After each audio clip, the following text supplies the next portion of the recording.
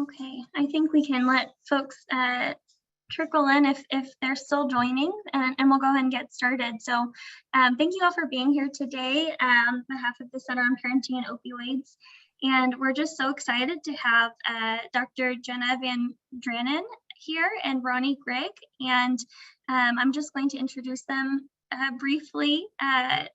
Dr. Van Draanen is an interdisciplinary assistant professor working in the School of Nursing and School of Public Health at University of Washington. And she's also an affiliate research scientist at the British Columbia Center on Substance Use in Vancouver, Canada. Her research is focused on the role of socioeconomic marginalization in shaping mental health and substance use outcomes, and often includes the perspective of people with lived experience through participatory research approaches.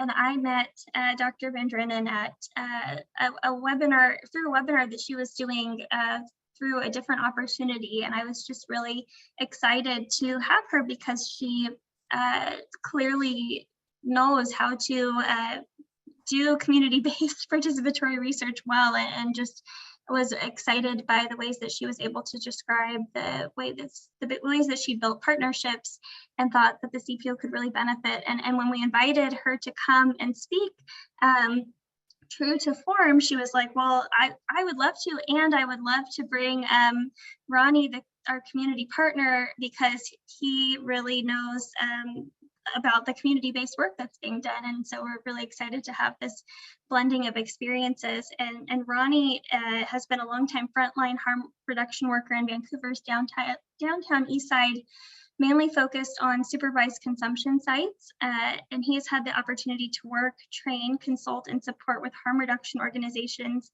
in a number of places in Canada, the United States, and Mexico, primarily at pioneering supervised consumption sites. Insight and Vancouver overdose prevention site. Increasing the visibility of the frontline harm reduction experience is an important priority and has created opportunities to speak in a variety of workplace and university environments such as these. So just really excited to have both of those experiences, and we're at a really important and exciting time in the United States because we are watching the first supervised consumption site, sanctioned supervised consumption site unfold recently. So I'm really excited to have you both here today and to talk more about your work. And with that, I'll turn it back over to you. Well, thank you so much. And thanks everyone for being here. I am delighted to see that we didn't scare you off with our headshots of wearing helmets. You can tell from that we don't take ourselves too seriously, and that community-based work is a full contact sport. So it's nice to meet you here and to be here with you today. Before we get started, and Ronnie's really going to launch our presentation, but I just wanted to start with a land acknowledgement. Thanks, Ronnie. So I wanted to start with this beautiful picture. You're seeing the traditional territory of the Indigenous people of Turtle Island, or North America. The work that Ronnie and I are going to be talking about today is from work that we did in what's colonially known as Vancouver. It is the stolen and unceded territories of the Musqueam, Squamish, and Tsleil-Waututh nations. I am coming to you live from Seattle, Washington. And so the territory I'm on now is actually that of the Duwamish, Squamish, Tulalip, and Muckleshoot nations. And part of the reason it's so important to anchor this here now and to start from this point is many of you probably know that for Alaskan American Indians and Alaskan Natives, the rate of overdose, we're going to be talking a lot about overdose today, the rate of fatal overdose in the US is higher than any other racial ethnic group and higher than the national average in most places. So colonialism is not a historic event, it's an ongoing reality and a process that deeply, deeply affects the work that we do. So from that, and looking at this beautiful land, if you want to go to see the land that you are on, you can go to nativeland.ca and you can find out what the traditional territory was for the place that you're in.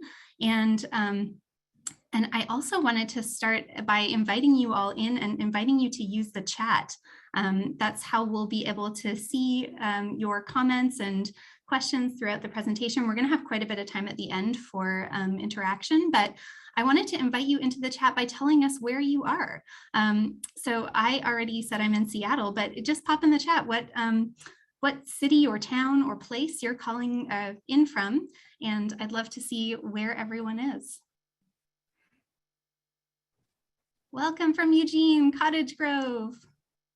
North Carolina, nice. Concord, excellent. A couple of people in Portland, Eugene, beautiful, brilliant. Well, thank you for humoring me with that. And Nashville, woohoo! I love in this virtual era that we can join together from so many different places. Okay, let us move on, and don't be shy to use the chat anytime. I'll be watching it and I'll be posting in it. And so for our talk today, we're going to start with an introduction and context. Ronnie's going to give you an introduction to the Downtown East Side and his work there. I'm going to go through some principles of community engaged research and some Downtown East Side specific principles and sort of processes that we follow and that the community's laid out for researchers in that space. We're going to talk about a specific research project that we both worked on together at the Overdose Prevention Society. And then we had planned to do some breakouts, but I think what might work best is to actually swap that. We'll share our lessons learned with you. And then Camille told me that actually you can all become participants, and then we can join sort of a normal Zoom space and have a nice dialogue together in a group space where we can have some interaction and talk about your lessons learned too, because I imagine many of you that on the call have also done community engaged work. So pending that minor flip in our agenda, I think we'll go with that, and onwards. Ronnie, take it away. Thank you, Jenna, and thank you everyone for the invitation and the opportunity to be here.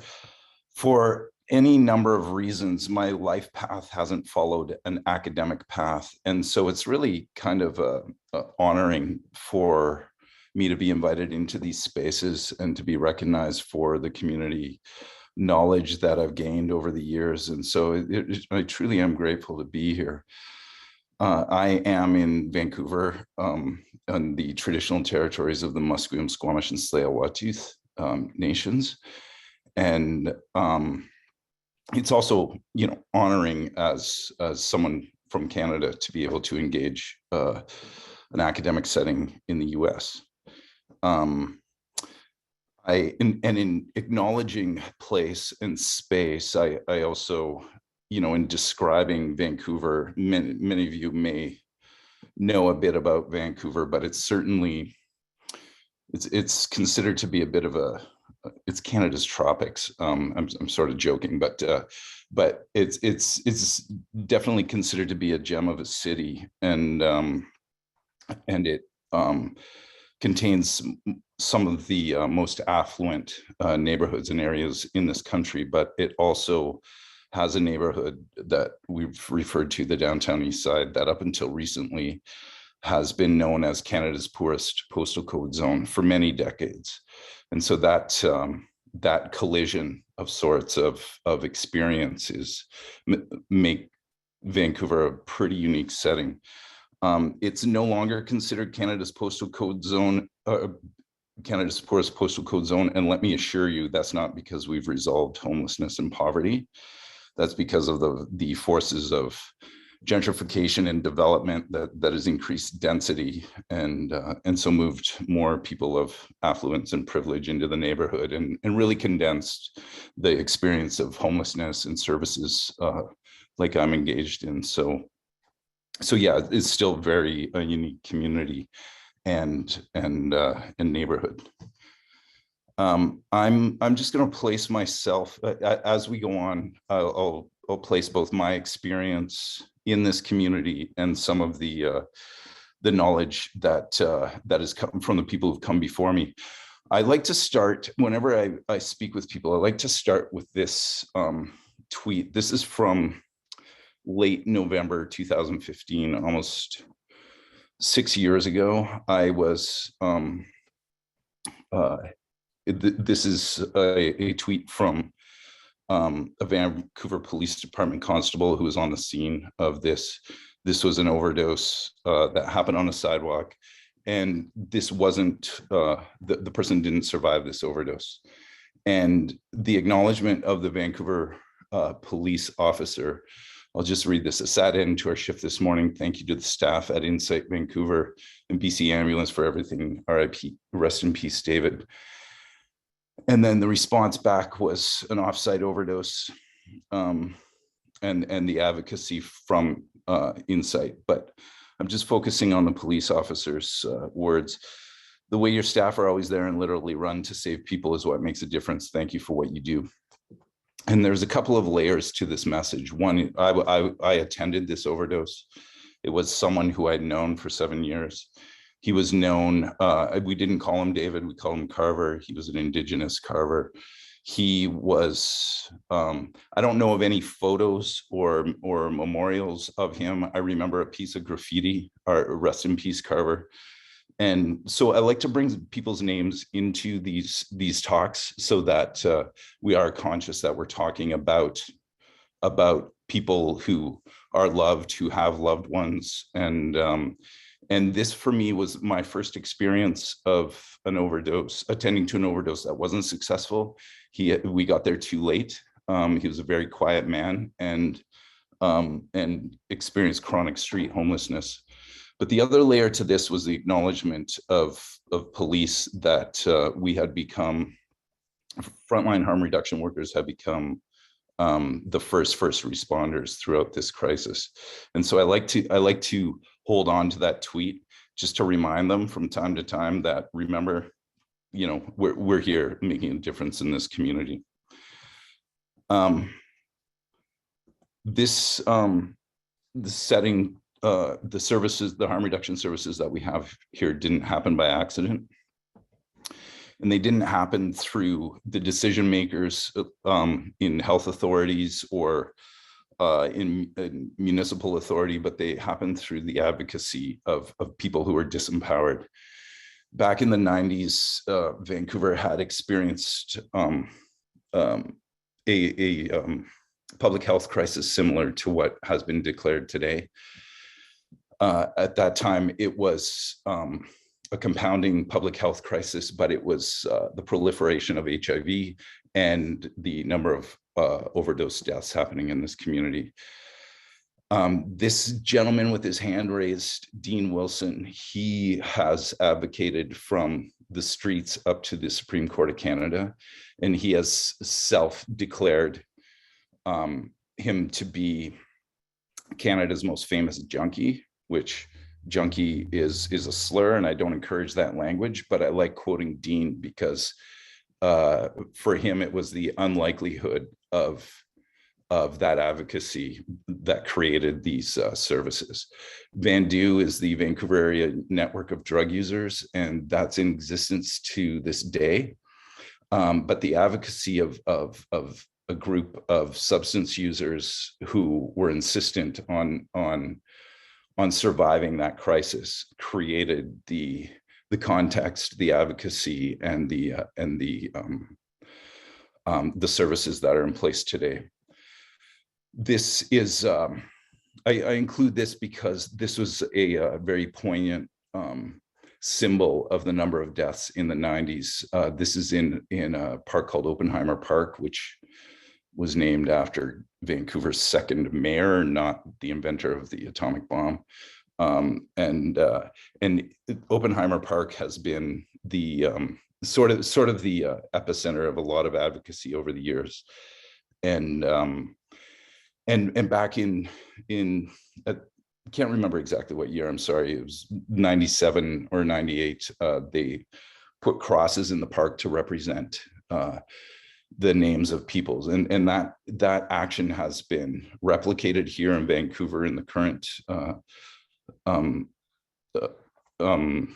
overdose crisis, but also replicated with groups across the country, just to emphasize that these are people that we are advocating for, and these are people that we have experienced.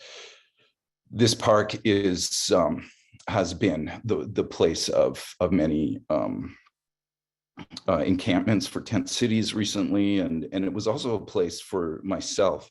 I've one thing that I'd like to mention is that I've lived in this community for over 15 years, and I've raised 2 daughters here, and so I approach this as my work as a community member caring for my neighbors, and much less as a professional that kind of parachutes into a community with solutions.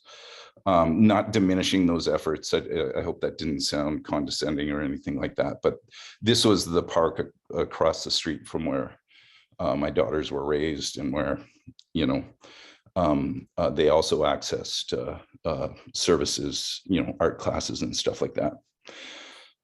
It should be noted in this era, in 1 year there was 655 overdose deaths. In recent years, they've exceeded 1,400 overdose deaths provincially. So the public health crisis from the 90s has the outcomes have more than doubled in the current crisis.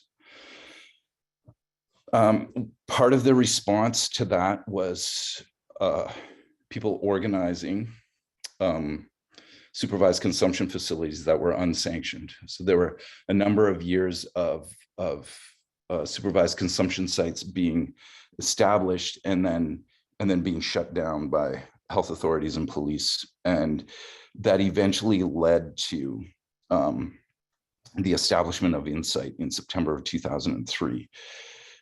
It was able to be sanctioned as a research project for the first 3 years of its life, and then it required a federal exemption for people to be carrying illicit substances into the place, and in order to be in order to access what has become a critical life-saving service. So that sanction that's an ongoing process that Insight needs to continue those applications for these sanctions. But it was originally developed through the health authority and research and the previous advocacy that I had mentioned. I came into this conversation in early 2009, just about 5 years after Insight was open, and I had been involved in poverty activism and homelessness activism, and worked in shelter systems, mainly in Vancouver, but also in Toronto, and in non-market housing environments. And I was quite captivated by the Portland Hotel Society, which was the nonprofit that was involved in established a lot of the harm reduction services in Vancouver. And I was captivated by their housing model, and what they committed to was housing the hardest to house with a non-eviction policy. And I was captivated by that as a radical compassion that really drew me in, and I thought that is right and just, and at some point I want to be involved in that. And so I approached harm reduction very naively and as a skeptic, but that housing model was right and just. And when I first came to the Portland Hotel Society, they needed staff at Insight. There were people who, you know, there is a high burnout experience, and so a lot of people had recently left, and so I trained at Insight as a skeptic, but I was quickly captured by a sense of place, that I had lived in the neighborhood, as I said, and I knew that the people who were accessing services there, they weren't only accessing services, but the staff went to seek people out who were in crisis to bring them in. And I knew some of them, but I definitely knew the experience of people of being unwelcomed and being kicked out of community centers and libraries and malls and clinics and hospitals. And here was a place where people didn't kick them out, but in fact found the person who was in crisis the most and brought them in to care for them. And it really captured me, and became, you know, what I would call a vocational commitment. And because I thought that was an extension of that radical compassion, and was very much the right action moving forward. And so I ended up training there, worked there as a casual, and then in 2011, I became a shift coordinator and sort of a team leader, where I trained staff and eventually had a short stint as manager there. I'll talk about that a little later as well. This in 2011, this is the scene in front of Insight. Those are a number of my friends. I was in that crowd. I just want to mention, like, briefly, the hostility of the federal government at that time. There was acceptance within Vancouver from government, from medical establishment, from police, from emergency services, that this was an essential service. But we had a federal government on the other side of the country that was very hostile to this care model and was very locked into abstinence-based responses. And that fight was taken to the Supreme Court, where we won. And this is our little victory celebration early one morning. That government responded with legislation called the Respect for Communities Act that created so many processes and barriers for those sites to be set up in response to that loss. And then our current prime minister came in 2015, and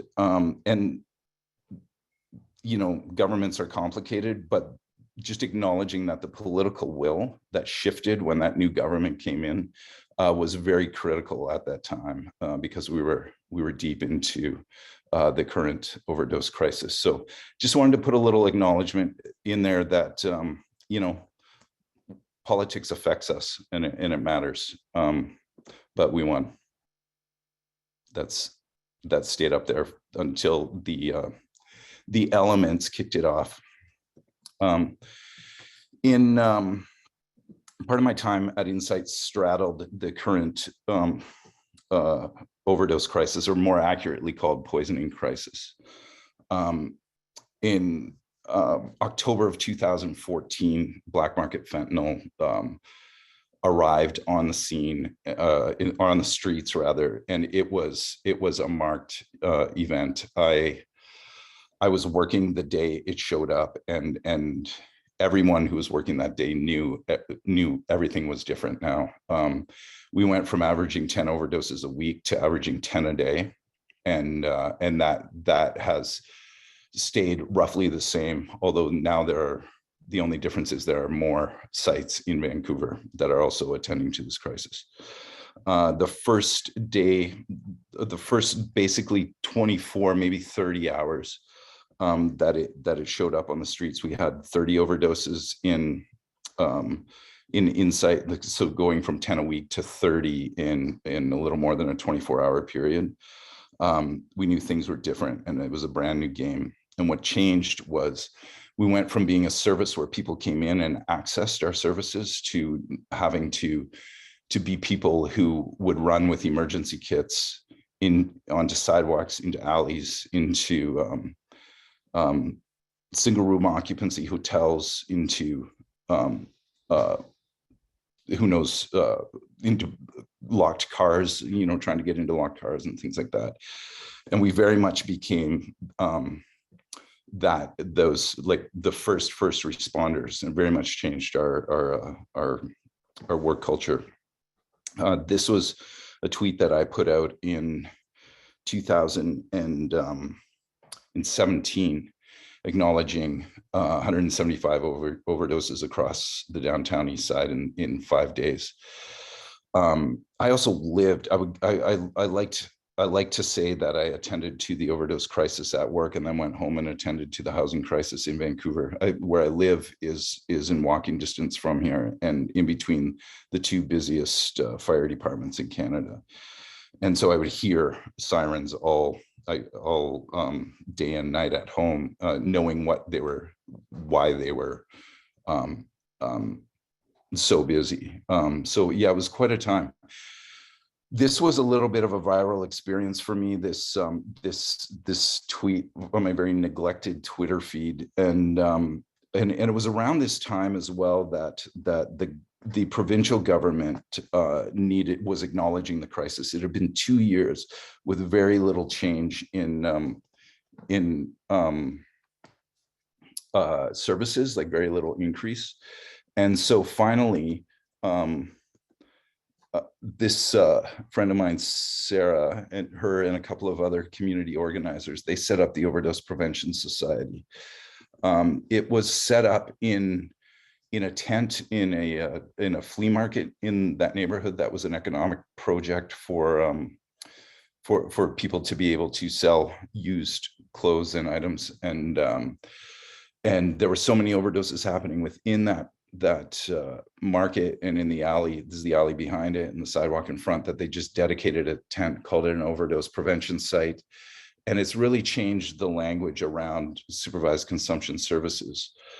It has an umbrellaed sanction. So overdose prevention sites are emergency responses, and they're generally staffed in a volunteer basis, and usually by people with lived experience who work for honorarium. So it's not traditional employment. It's usually under current labor standards and stuff like that. But the government at the time recognized that as being an effective emergency response, and so funding arrived for similar sites like this to go up across the city. There were 3 other similar sites popped up within 2 weeks after that funding being available. I went within that same year. I went and managed this site, which is the context in which I met Jenna. And I just wanted to point out just a few of those terms on the side: the harm reduction, low barrier care, trauma-informed care, the support for frontline workers, and peer inclusion. Peer is a term used for people with lived experience. It almost has a bit of a stigma of its own, but it's one that is commonly used to identify that there are people with lived experience who are prominent in that workplace. I'm going to actually let me just take 1 second. I want to just define a couple of these things before I'm done. Specifically, I just want to describe how I define harm reduction. And I encourage people to think of it as a spectrum thinking, where on one hand, there may be stabilization, which could be abstinence, but not exclusively abstinence. It could be the stabilization of safe supply and a prescribed and maintainable substance use. And on the other side, on the other end of the spectrum, it could be the entrenchment of street homelessness, and which often comes with a lot of sleep deprivation and using multiple substances. And a lot of psychosis comes not from the substances, but from the lack of sleep and hydration and that kind of experience. And so harm reduction is just one step along that spectrum. And so harm reduction is very successful. I experience success in that daily. I want to give one example. A lot of my time working on Insight was at night. And so that's a time when there are no other services except for hospital emergency rooms. And it's also a difficult time because, shelters are at capacity. It's very difficult to resource people, and it requires creativity. And one thing that we do, but started doing, was taking our cardboard recycling and making sure that people had at least a thin layer between them and concrete, because I know a handful of people who've died from hypothermia. And so having no services is like is a, it's sort of an ethical dilemma as a caregiver. What can we do? Like Inside closes every night, kicking people out into the rain or the cold is not a solution, right? And so that would be one step forward in a solution was to get a slight layer.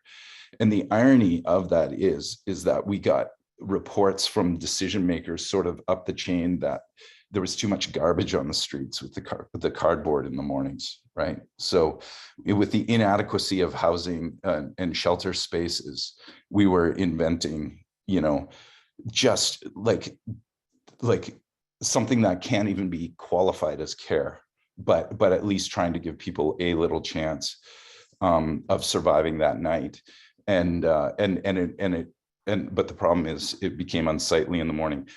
Full disclosure, we still do it, but we've been asked not to create garbage on the streets. But yeah, it's sort of a one way in which community wisdom knows how to care for the problems in front of them.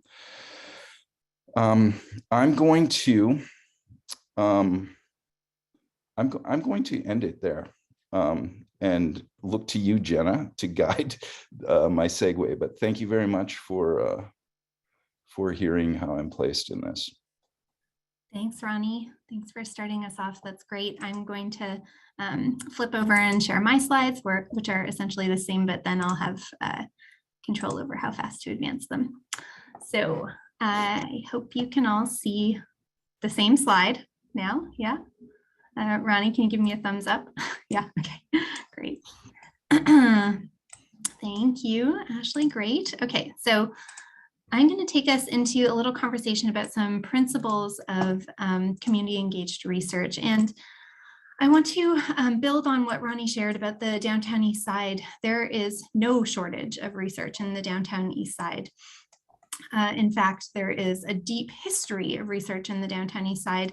The community there is over-researched, heavily over-researched, harmfully over-researched, and quite understandably has skepticism because they've been involved in transactional research relationships in the past. So historically, researchers have shown up, gotten people excited about what they're doing, paid people a little bit of money to answer questions, and then vanished.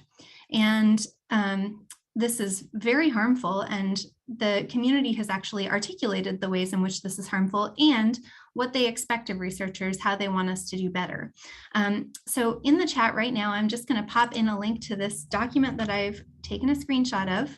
And I want everybody to be able to have that for reference after, so it's also in our slides. But this is the Research 101 manifesto. So a group of a collective really of community-based organizations, some of them Ronnie highlighted before, like Bandu, and individuals got together, and through a series of workshops, they came up with this, it's an ethics guide, and it really spells out how community-based research should be conducted, and just research generally in the downtown east side. I'm going to read an excerpt from the beginning of it because I want to put this in the voice of the people who wrote this incredibly helpful document. So they start out by saying, sometimes research can be helpful, especially when done respectfully in true collaboration with the community.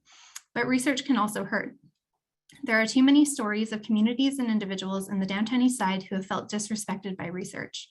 Research can increase inequality, contribute to stigma, exploit people's pain, exhaust community members, and it typically benefits researchers much more than it does benefit the downtown east side. We are not opposed to research, but we also reserve the right to refuse to participate in research. We recognize that research has many pitfalls, but also know that research has great potential. We recognize that researchers are not bad people.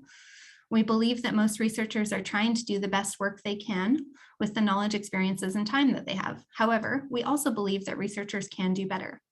In a time when the downtown east side continues to be hard hit by the overdose crisis, housing crisis, and generations of colonial violence, we also continue to be inundated with research. The downtown east side should not have to bear the brunt of the costs associated with research. We should not have to continually exhaust ourselves with researchers to ensure they are acting respectfully within our community. We hope these guidelines can clearly communicate to researchers the expectations that downtown Eastside community members have for research that is respectful, useful, and ethical in the downtown Eastside community. And so they go on to break up their recommendations into 4 different sections about getting to know each other, ethical review, whose ethics, how to actually go about doing the research, sharing power and with peers, and then reciprocity and bringing the research back. So this is really specific advice, but it's also incredibly generalizable. I was working in Vancouver for 4 years on my postdoc where I worked with Ronnie, now still do, even though I'm at the University of Washington in an academic position, and I draw on this every day. I reference it every day. It's a really powerful document. So I encourage all of you to look at it.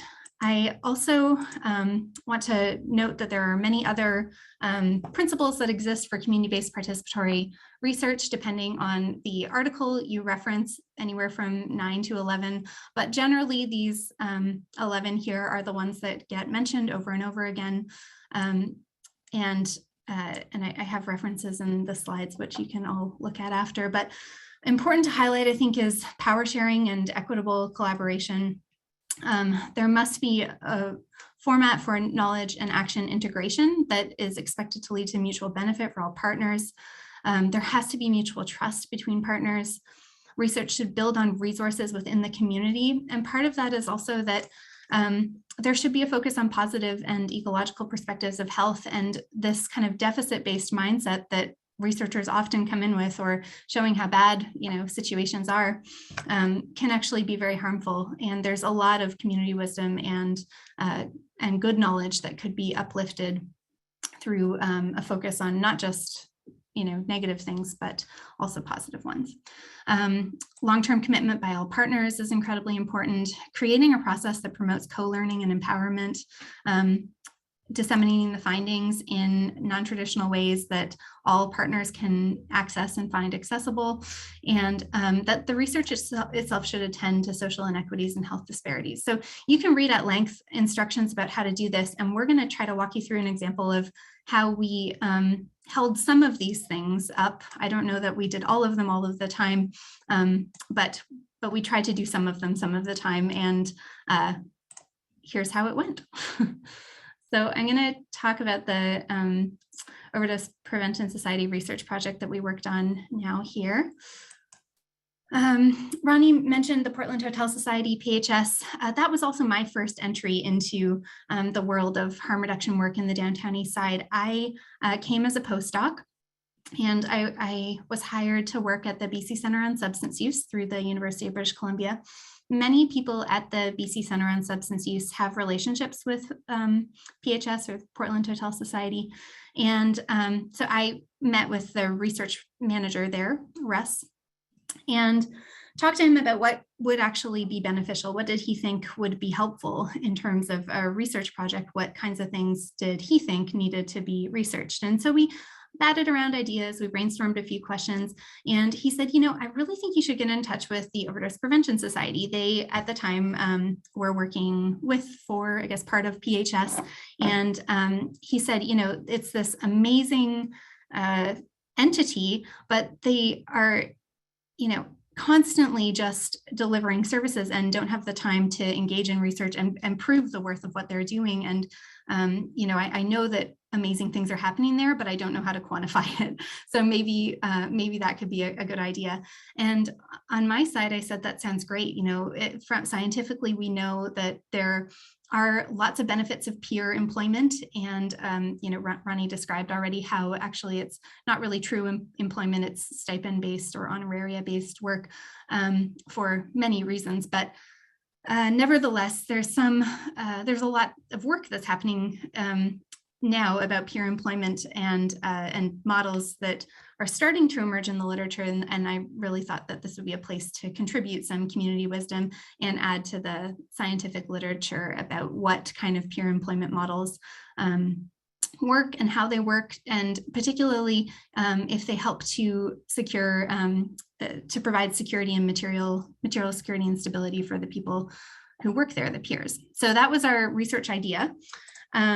Then Russ introduced me to Ronnie, and we did some pre-study collaboration. We talked about the research questions. I took a first draft of an interview guide. Ronnie looked it over. We decided on a qualitative approach to interview the peer workers who were working at the Overdose Prevention Society at the time. And Ronnie really helped with brainstorming characteristics that would be important for stratified sampling. So he said, I think that ops has been through a lot, and there's some people who have been here for all of it, and there's some people who are newer, and so you may want to stratify and get people, based on the length of time that they've worked at ops, and you also may want to talk to people who have taken a break, like experienced burnout, stepped back, and then come back. And so we actually developed a fairly nuanced stratified plan to capture some things that some characteristics that we both thought were important. Ronnie was incredibly helpful with recruitment. He has a ton of credibility and trust with all of the people he works with, and at ops, the peer workers were really, he facilitated my introduction to the study participants and gave me credibility and legitimacy in that space, and allowed this research to happen in a big way. Of course, we made it clear that participation was voluntary. This is, research and we're upholding ethics. I mentioned community ethics too. My project went through a review, of course, ethical review from the University of British Columbia, but also the PHS at the time, Portland Hotel Society, had a research ethics review process, and they reviewed the study too. So we made it clear that participation was totally voluntary, but Ronnie did help to make introductions for me to the research participants and to legitimize the work that I was doing. Logistically, Ronnie was also really helpful in this stage, giving people time off in their shift to participate in interviews. There's a mural at the back of ops that I'll show you in a second, and I had a table right across from it, so he set me up in a quiet space where I could meet with people that was, convenient and private and still on site. So all of this, I think, really translated to a lot of success. I did 22 interviews. There's the mural, and I sat right across from it at a private table at the back. I did 22 semi-structured in-depth individual interviews with peer employees in 2018 at the Overdose Prevention Society. And we did them really quickly. I think I talked to 22 people in like 2 or 3 weeks, and that was all because of Ronnie. And so there were so many things that went so much smoother and along the way because of our collaboration. I have so many findings and themes, but I only have time to highlight 2 of them here today, but I wanted to at least give you a taste of our findings and some of what we discovered in our research project together. One of the themes that I'm going to highlight is peer experiences with low barrier employment within the overdose epidemic. And the second theme that I'm going to highlight is the importance of this employment in creating stability and security. And in the qualitative analysis, it was really apparent how cyclic this was, and how the experience of working at ops created stability and security that then people were able to show up in more stable and secure ways and contribute to stable employment environment for their colleagues too. So it really was very cyclic, and one of the, to me, more important findings. To tell you a little bit about people's experiences with low barrier employment, they spoke at length about how proud they were to work at ops. They told me all about how proud they were to be contributing to the overdose crisis in a positive way.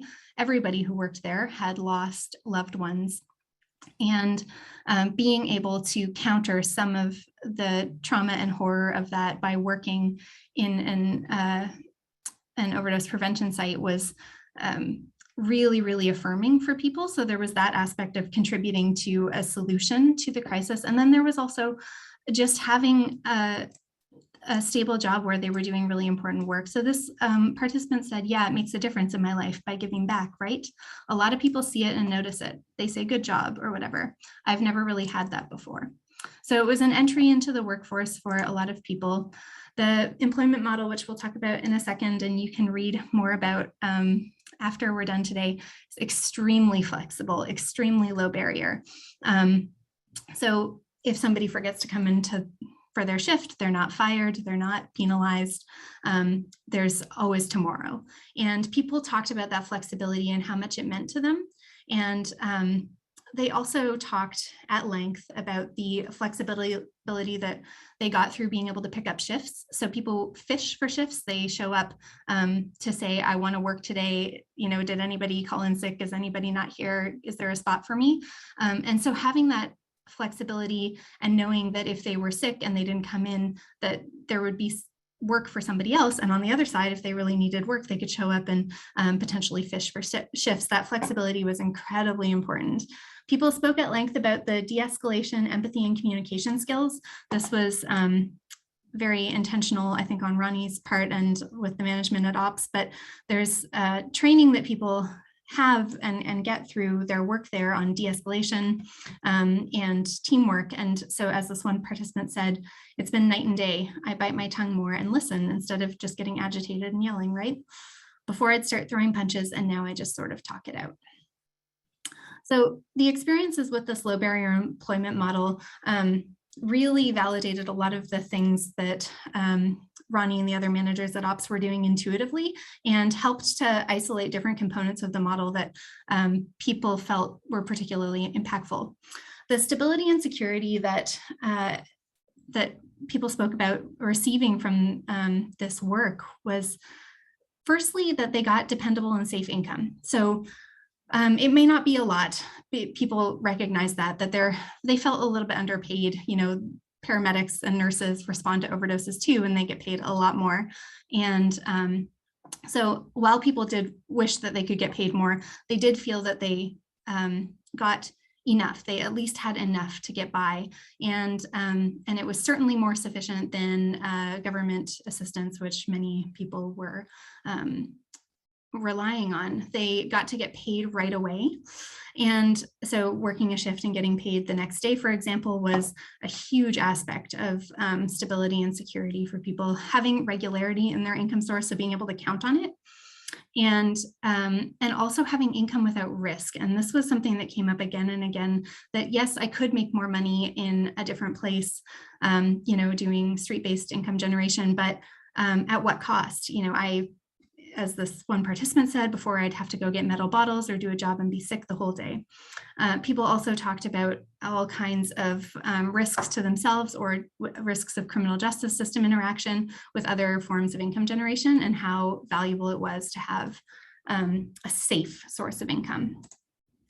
And then the staff at Ops did a lot to also help with access to food and housing. And as some areas of people's lives stabilized, it was easier to get stability in other areas too. So Ronnie, I'm sure you have countless stories about helping people get into housing, and also people spoke about the food that was provided, you know, whenever possible, occasionally on site for the staff who were working there. And that really provided another source of security for people in addition to the income. So once I got these and many, many other results that I wish I could share with you, but don't have time to, we debriefed. And we did some joint interpretation. So, you know, I kind of said, what do you think about this? What does this mean to you? Does it make sense to you? And Ronnie actually told me some of the features of the low barrier model that he had put in place intentionally. And we felt that it would be important to capture that as well. So we decided to add on an interview with management at Ops to get their perspectives as well. So we interviewed Ronnie and, you know, and added that component of what is being done to create this model of low barrier employment. I also asked the question, you know, how can these findings be useful to you? What I probably, you know, have an obligation to write a journal article out of this, but I suspect that's not going to be very helpful to, you know, the people at Ops and using the services of Ops. So how else can these findings be useful, and what would be the most helpful format?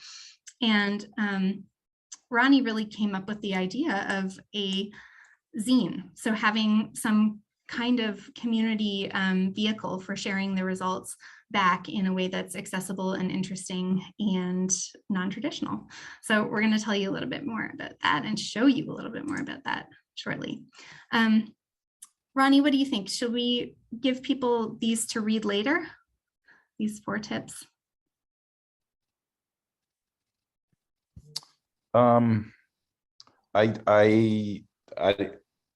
We could do it later. Yeah, we can. Yeah. Or do you want to go through them now? I'm more inclined to follow your lead. Okay.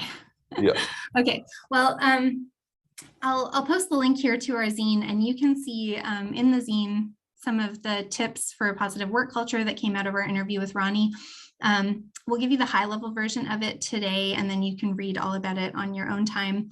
Just conscious of leaving time for us to talk about lessons learned and also for you to ask questions. But if we have space, we'll come back to this. So the 4 kind of headline tips that came out of Ronnie's interview were building flexibility into the model. And you kind of see a mirror of these actually in the qualitative findings, which is really cool. And I think speaks to the strength of the model that was created. So building flexibility into the model, supporting each other and focusing on positives, that kind of like workplace culture creation, intentional culture, taking pride in the work. And we have the affirmation after that you can see, and then also fostering stability. So these were intentional activities that you can sort of see reflected in the results that the research participants very clearly picked up on, and it made a huge difference in their lives. I'm going to get the zine link and post it in the chat now. Ronnie, do you want to say anything about this, or do you want to say anything about the affirmation? Sure. Okay. When I a part of my role prior to coming to ops, like when new staff came to Insight, was I mentioned I was mainly working night shifts during that time, and so I was challenged to think about the cultural aspects of training. You know, by the time people had come and trained with me, they had been in, and I'm referring to Insight again, they had kind of had a little once over of how the site worked, like how you clean when people are like leave their using space, and where stuff is kept, and how to work the database. But then the challenge of how we communicate to each other, how we create, how we build trust with people who come in the door, how we keep ourselves safe through community safety and all those kinds of things. That was the that was what I emphasized and refined over a number of years of training staff. And so when I shifted over to this to the overdose prevention site, which was, you know, like a far more complex and nuanced staffing model, given that a lot of the staff, some staff were experiencing street homelessness or living in shelters, and if they were housed, you could be pretty much guaranteed that it was substandard housing, and with the stress of a toxic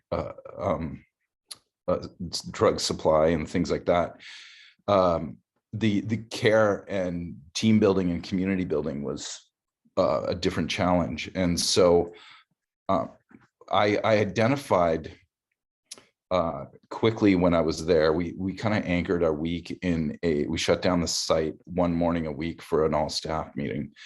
And that's where we learned from each other, where we trained, where we where we solved problems. But the meeting was, there was a lot of fluidity, like it wouldn't be the same people there each week, perhaps, and all of that. And so I wanted to emphasize that we need to care for each other, because we couldn't have the option of looking at each other and being frustrated with each other. And so that meeting at times when I got there, it was a lot of frustration. It was a lot of venting. And so I thought that we would just shift to at least starting off with something affirming about each other. And so it was it's written a little more thoroughly in it's a transcription of an interview in this zine that Jenna's referred to. But over time, I refined it and actually wrote this affirmation. So we would begin our meetings with our land acknowledgement, where we had an elder do that land acknowledgement, and then we would read this. This is something that I wrote, just in order to, keep our standards high and to care for each other. So I hope you've had a chance to glance over it while I've been describing it. Thanks, Ronnie, for doing that. And the link to the zine is in the chat now, so people can read through some of the other pieces on after our time together too. And I see, Camille, that you posted a question here, so I wanted to respond to it. So Camille asked the question, thank you for these resources. How long did it take you to develop the zine? A long time. Long time. There's this thing called COVID that seems to have changed everything for everyone. So moving it to a virtual meeting space to pull this project off was very difficult, and it actually discounted a lot of community voices because of the lack of access to technology. And so, yeah, I guess it's been 2 years, hasn't it, Jenna? Yeah, 2 years in the making. But we have a second issue that's in development now. So what you're seeing is our first issue. And if you want to submit, or if you know anybody who wants to submit, please email us hello@folklorezine.com and let us know what you're thinking of, and we can tell you if it might be a good candidate for submissions. We're in particular for this issue looking for artistic submissions. So we've got a few written ones already, but yeah, would love more submissions from all over the place. And we do pay people for their pieces as long as it's agreed in advance that, it will be part of the issue. And yeah, maybe that's enough about that for now. Okay. So now is when we were going to do the breakout, but we don't have the ability to logistically coordinate breakouts in this space. So I'm wondering if we want to take a pause for some questions now, and then go to our lessons learned. And then I think we can kind of come back as a group, stop sharing the slides, and be in a more open space after that. Does that sound all right? Nobody else can talk, so proverbial, yeah, question. Sounds great to me. Sounds great. Oh, thank you, Catherine, for validating me and posting that in the chat. Okay, so yeah, I'm curious if you have any questions or thoughts for us so far. We've got another 30 minutes together, by the way.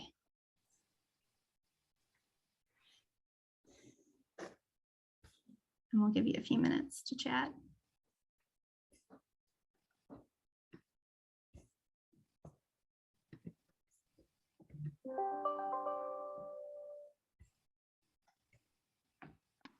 If anybody has questions, you can either raise your hand or drop them in the chat, or use the Q&A feature. Lots of options.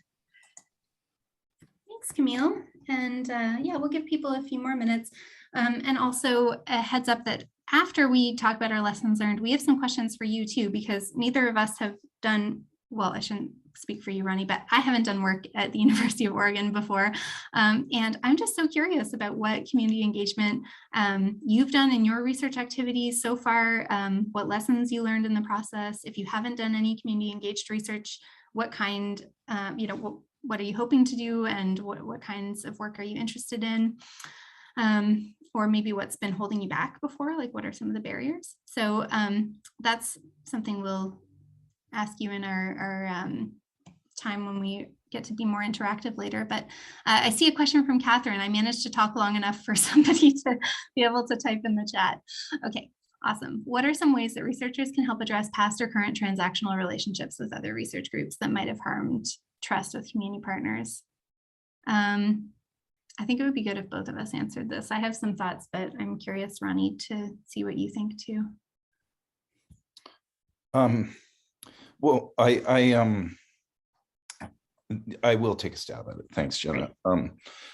I think when one of the experiences at the overdose prevention site, when it first started, it was all volunteer, and many of those volunteers were substance users within the community, but they were also people from outside. And so I'll speak to that volunteerism because I think there's a parallel. But the volunteers from outside of the community, people who probably experience a bit of a cushion from the crisis and more privilege, they kind of disappeared for a period of time. And it was just it was sort of difficult to care for the needs of those people. And so one of the I kind of regrouped around that volunteerism from outside of the community. And what I did was I front loaded it with an orientation, and so that people would get a little bit of a sense of where they are, what's going on, and how to show up effectively. And in some ways that would like how it a lot of people show up to volunteer to kind of be a hero. And I would emphasize that we know what we're doing, and we have a ton of ideas that we can't put into action. And what we need is for people to come alongside and support what we're already doing and make it easier for us and help carry the weight that we're already doing, because we know what to do, right? And that would be, I would say the same thing about research is, and I think that's what Jenna described a little bit, was coming alongside and saying what is good and helpful, and how do we do this, as opposed to arriving with preconceived notions. And so, I emphasize that sort of relational first step of what supports you. And I think as far as the question for like historical wrongs, or we always need to build a bridge, right? And if we didn't, there's still time and there's still room. And to come alongside the existing work and the existing wisdom, I think is so critical. And it just can be done with a supportive posture, and with the emphasis that the research needs to serve the work that's being done, as opposed to the work serving the research. Go ahead, Jenna, if you wish. I don't really know what I could possibly add to that, but Megan asked if I, as a researcher, was explicit in addressing harms of the past and my intentions not to repeat those harms. I don't remember if I explicitly said, I know research has been bad in the past and I'm not like that, but my feeling is that it matters more what you do than what you say. And I think Ronnie was talking about the relationship and the relational part of it.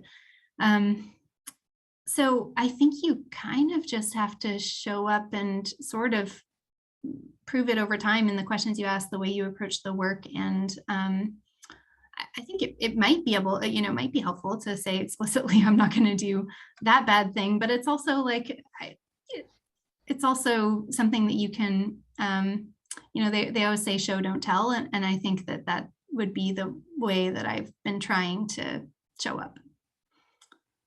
Can I add something? For sure. And again, I'm not the researcher in this conversation, so I'm kind of relying on some anecdotal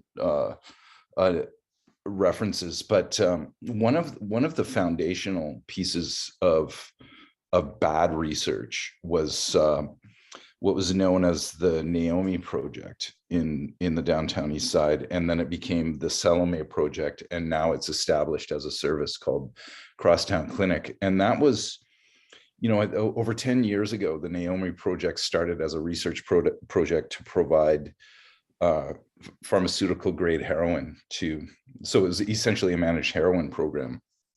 And this far predates black market fentanyl showing up. But when that research project ended, then so did the access to pharmaceutical grade heroin, and it cost people their lives, their actual lives.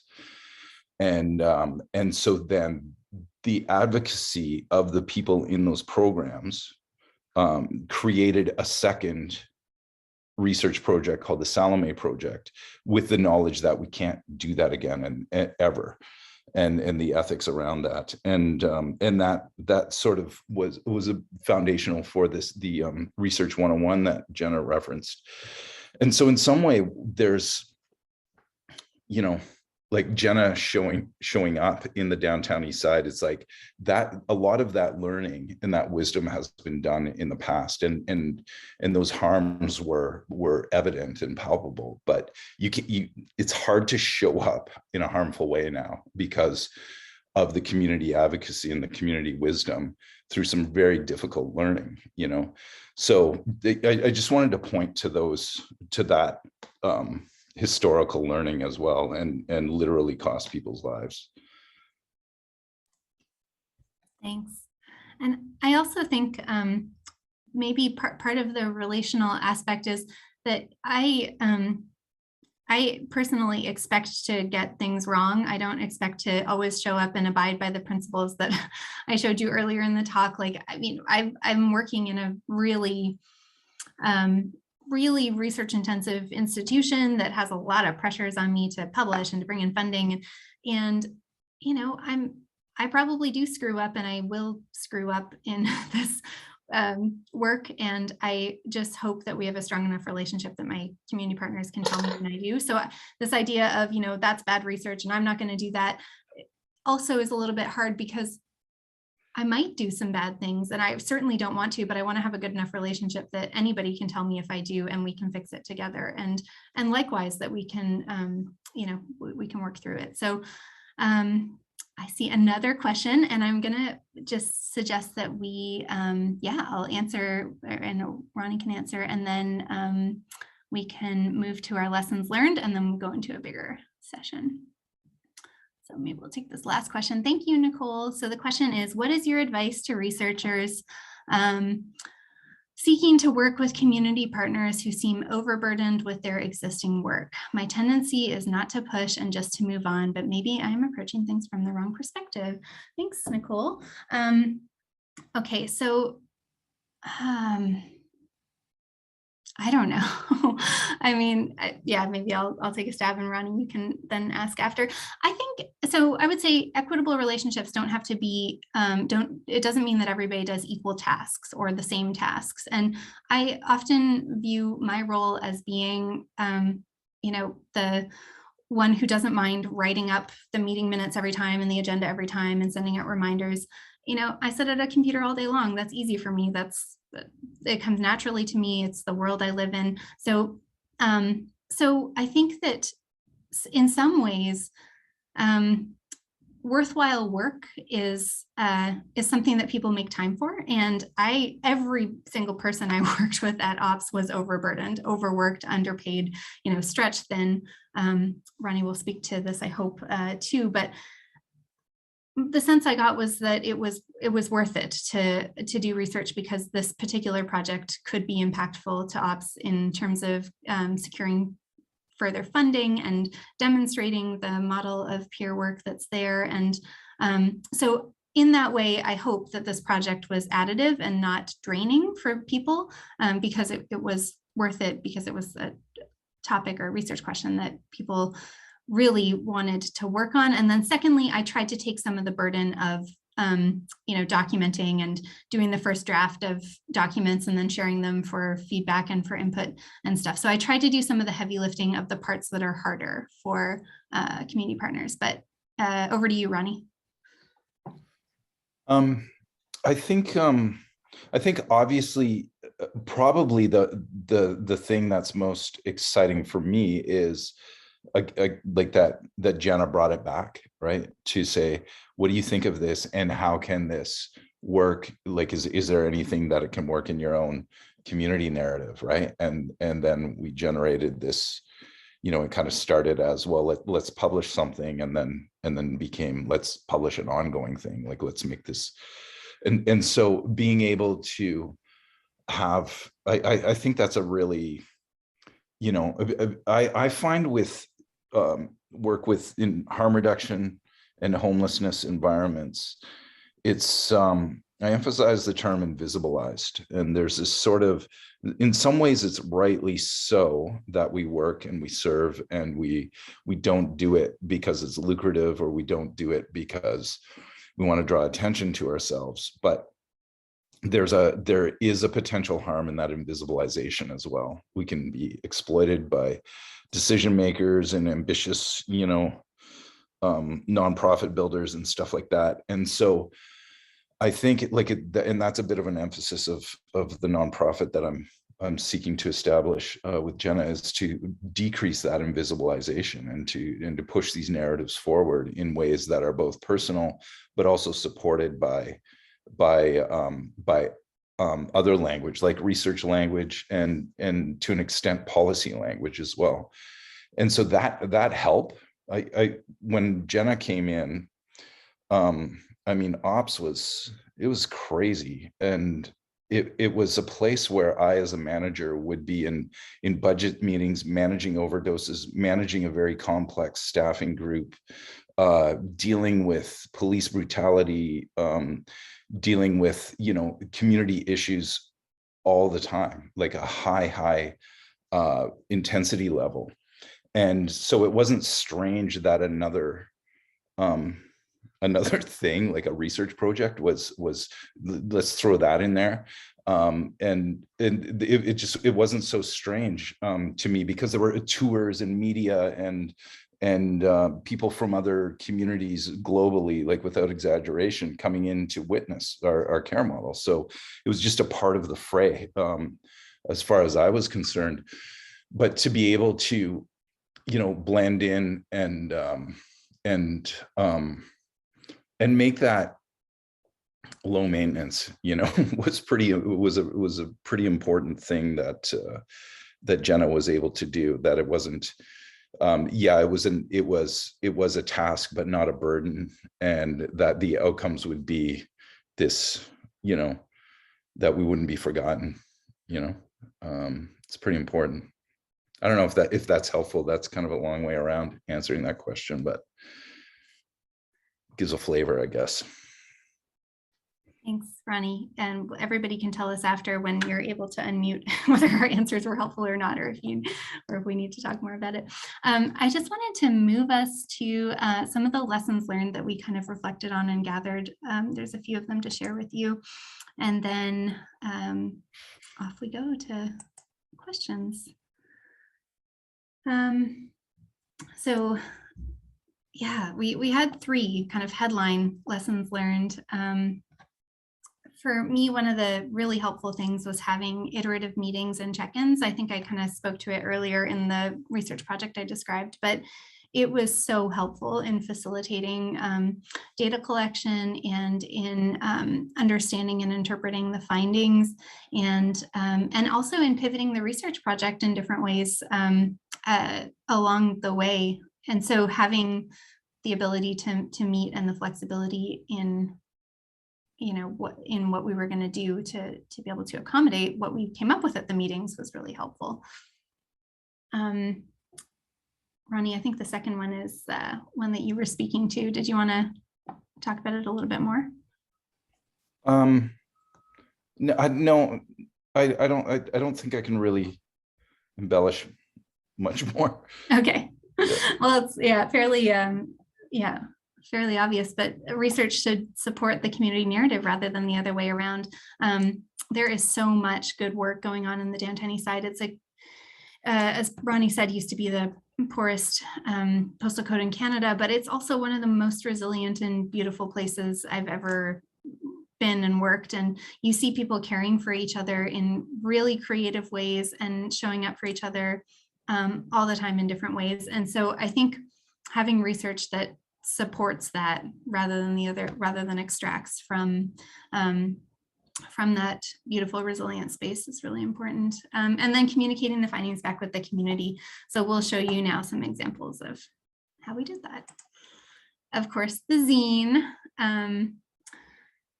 So I think researchers tend to disseminate their findings primarily in peer-reviewed journal articles, sometimes the occasional report But we took a different approach, and you all now can see the zine. So I hope you enjoy it. We also, so a subsequent project that I worked on with the Overdose Prevention Society, we collected some quantitative data about their inhalation tent. So they have an outdoor space where people can smoke drugs, and basically an supervised consumption space that's outdoors. And anyway, so we did a little bit of research on that site, again, trying to amplify the work that's being done there. And we hired artists from the community to create these beautiful visuals that also were paired with some of the stats that we found in our study. And we had big posters that were in that yard that I showed you a picture of earlier, and put up the findings and said, here's what we found. What do you think of it? Just the same way that Ronnie and I did with the study we went into detail on, but this time with the participants of this project, the people who were using the outdoor inhalation tent all the time. And some of these pictures made it into the zine, so you'll see them there too, but it's kind of a way of interim results sharing with the community that was impactful, and we got feedback on the findings and the research at sort of a midpoint in a way that I think was pretty engaging. We got good feedback on it. And then myself and my colleagues wrote a couple of op-eds really trying to push politicians and decision makers to invest in prevention work and invest in increasing income support and material security for people in the downtown east side. So that's another sort of creative dissemination way. I'm just showing some examples that I think might be helpful for researchers to think outside the box in terms of other ways you can disseminate. I've also created infographics with my work before. I don't have any here because they're not from this particular project. But one other kind of multimedia intersection here is the film Love in the Time of Fentanyl. Ronnie, did you want to say a few more words about that? Sure. Okay, this is a pretty exciting project for me. The mural that Jenna showed, and it was in the background of there's a celebrated graffiti artist who has used part of his muraling to describe the impact of the overdose crisis. His name's Smokey D, and this person who his name's Colin Askey. He has done a lot of film work for harm reduction organizations, and in fact, he is close to the New York nonprofit that has set up the America's first sanctioned or acknowledged, I don't know what the terminology is used, but acknowledged consumption site. But he was in just saying hello to me and started filming Smokey and I about his mural, because it was a bit of a tribute to me that he painted that picture of me, and he called it the Narcan Jesus. And it was because I had years ago, I had intervened in an overdose that had a poison supply, but it was pre-fentanyl, and it was something like a cannabinoid or ketamine or something like that. And it was the overdose effect was just sheer terror. And Smokey had never forgotten my role in that. I had forgotten it because of the number of overdoses I've been involved in. But he painted this mural as a thank you to me. And so Colin started filming around that, and then he never stopped. And he has this beautiful feature-length documentary called Love in the Time of Fentanyl, and it follows my story arc and the lovely Norma, who you can see, who's just someone who's been at the overdose prevention site since the beginning, and is someone who really embodies marginalization, and no one's seeking out Norma's opinion on anything. And now she's like such a proud supervisor, and just is so thrilled to be saving lives every day. And she's done it, shown a remarkable resilience. And so it's her and I and another manager, Trey. They feature our storylines, and a part of the narration is this the interview that Jenna was referring to, it was transcribed in the zine, and it's used a little bit as the narration of this, and it is, it's going to be on PBS as well, like a sort of sanitized, truncated version, and but also in a feature length festival type release we're expecting it to be within the next year. So it's a pretty exciting project to be, again, that honoring and diminishing the invisibilization of the work. And thanks, Ronnie. I think the next slide is yours too, just to talk about some of our future efforts. And I think that's kind of it for us. So you can wrap us up. Cool. Thank you. Yeah, so I've been able to, I've been able to form a fledgling harm reduction nonprofit called the Zero Block Society, which is an appeal to the block of Hastings Street in Vancouver, where the overdose site was set up. We refer to it as the Zero Block of East Hastings.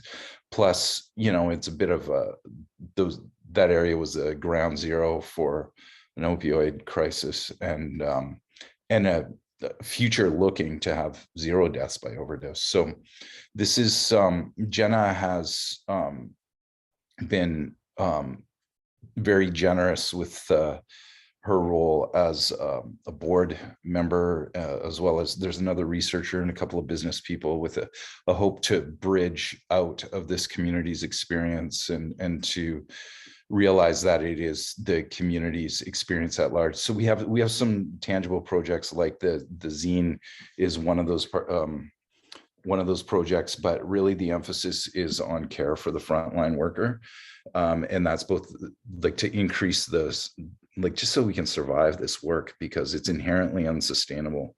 Everyone engaged in responding to this public health crisis across the continent is doing unsustainable work, and they're working unpaid hours. They're exceeding their funding mandates. They are engaged in trauma and the effects of violence in our communities, and are showing up in really beautiful and compassionate ways. But they need to be cared for and that move forward in more sustainable ways. So that's it's not a very concise mission statement, is it? But that's certainly the passion that it comes from. Yeah, and that's, yeah, I feel complete in what I have to say. Yeah, that's it. Great. So just to acknowledge all of our other partners and the funding that we got for this work and all the other great people who have been involved, and we'll leave you with our contact information. We hope you'll get in touch with us, and I'll stop sharing my screen now so that you can all see us a bit better and maybe come into the Zoom room and we can have a few more minutes. We've got 5 minutes left here. I tried promoting everybody to panelists, but oh, there it goes. Maybe it's like accept it. Great, welcome to the stage, everyone.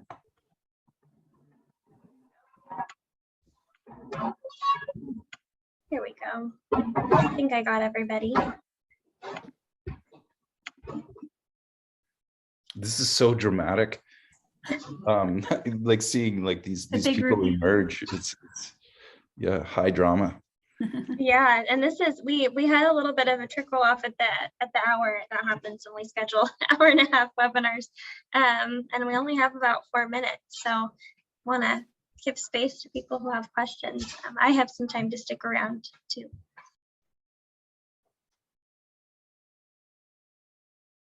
Okay, I'll start. I'll join in. I just want to thank you so much. This is just, I'm just so, I appreciate so much this that you're here and this is organized. So I just want to start with that.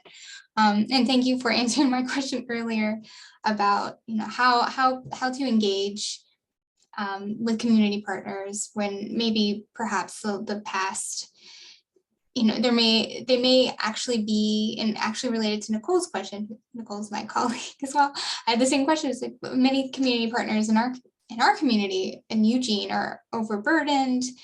And I just don't, I guess to follow up on that, I just don't know how to, I don't want to show up into a space when really that's just going to be a burden, even if I have the intentions of actually engaging in a symbiotic, building a relationship, not even asking or requiring, this relationship to be about contributing to research. But I guess I just don't know how, in trying, I don't know how to walk the line of like, maybe it's just, I need to wait a year, which is an interesting thing for researchers because we have these weird, compressed timelines. Anyway, that's kind of a question, but more expanding on what I was asking earlier, just even how to approach community partners in a way that's not going to overburden and just kind of say, I'm here when you're ready. Yeah. Hi, baby.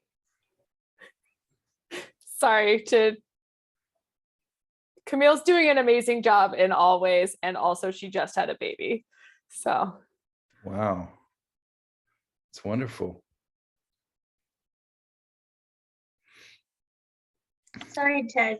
I want to hear Jenna and Ronnie's response to Kate's question as well. That's on me, sorry. No, it's a beautiful addition. So no problem if you have to go, totally understand. Thanks, Kate, for the question. I'll speak to it and then hand it to Ronnie. I don't know, I would just maybe offer your skills, offer your services, say, here's, here's who I am, here's what I do, here's why I believe in what you do. Is there anything I can do to help advance the work that you're doing, is how I would ask. I say, this is what I do. And so I'm just not sure when do I stop? Like, when do I stop doing that in that situation? I think legitimately, there are people that are very cynical to those overtures, right? And so I doubt you'd change that, right? But that doesn't mean that's everyone. Like, I think it might, like, I don't know,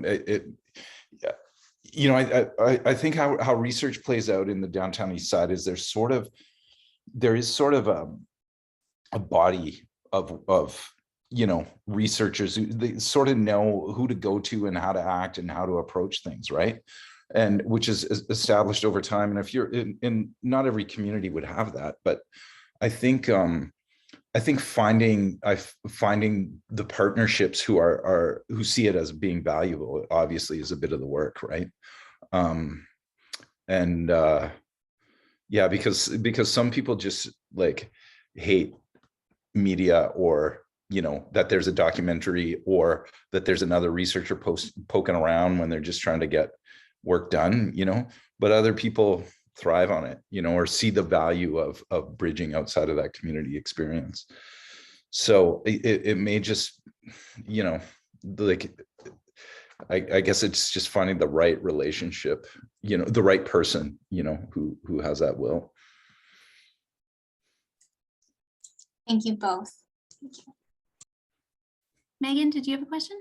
Yeah, I would love to add to that I work at the Center on Brain Injury Research and Training at the University of Oregon as well. And we've kind of been experiencing this quite a bit over the last year, trying to get like needs assessment surveys during COVID. And I think kind of it's been really shown to us really greatly here, like the connection between Ronnie and Jenna, that like, if you can find someone who's already a part of a community to try and interact with, and maybe that they might be able to get a more honest response from, like, could I possibly get in here or not? Like, could you give me a yes or no if I can move on or not? Or if this is really something that maybe I need to change my approach, or trying to find that like trusted person that, like, if this person trusts me, then maybe I can get in that kind of situation, if that's helpful. Yes, that's really helpful. I mean, I think partnerships that I had established before COVID kind of, understandably became not as strong or just dissolved. And so, yeah, I think it can be having to find, and there's so much turnover as well. Yeah, and we definitely got some of that. We're like, yeah, it's not a good time. Just wait. We can't respond right now. This is not a priority. And to really just respect that if that's the situation, like, okay, this is a priority for us and it's definitely not for you. And that is just how it is.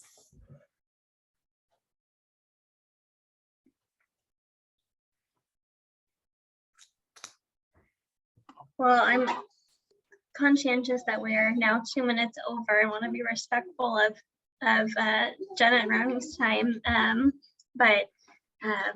Yeah, I could listen to you both talk all day, honestly, and I'm just so grateful that you were able to take the time to be here today, and to share those really tangible resources. I think that was what I was really hoping to walk away with today, is like, how do I put this into practice better? And I feel like I am walking away with that. And I'm also excited to like share with some of the community partners I work with, like how like ways that we can collaborate together, because I'm always looking for, ways to just do a better job of like having those open and honest conversations.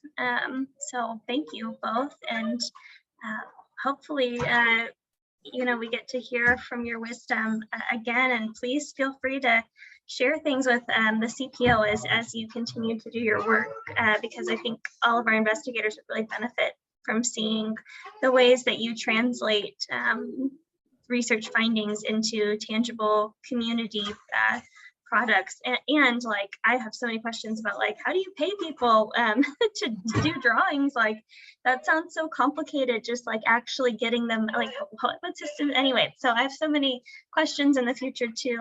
Do you mind if folks email Ashley and she can compile questions if they have any lingering questions? Could they send them to you? Okay. Yeah, of course. That would be great. Thank you so much for having me. It was a pleasure. Yeah, thank wonderful. you. Thanks, everyone. Thanks for the work you do. Yeah. Thanks for seeing so. Great. Thanks. Bye. Bye. Yeah, enjoy your Tuesday. Thank you.